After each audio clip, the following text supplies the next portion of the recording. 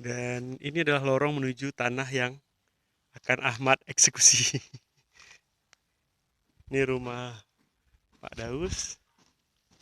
Oke, yang dijual 650 juta nego. Ini tanah di depannya. Ya, jalan. Oke, ini rumah sebelahnya, rumah Agus.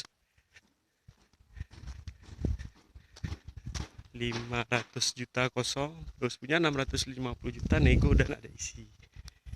Dan ini yang akan dibangun pas di sebelah rumah Agus ini. Di belakang kosong.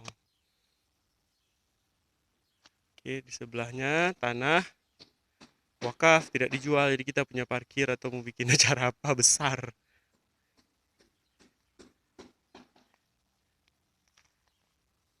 Ini tetangga kita yang besar rumahnya.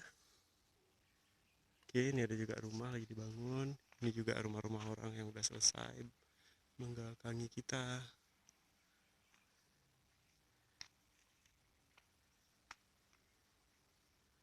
Nih tanah saya, kan kita eksekusi.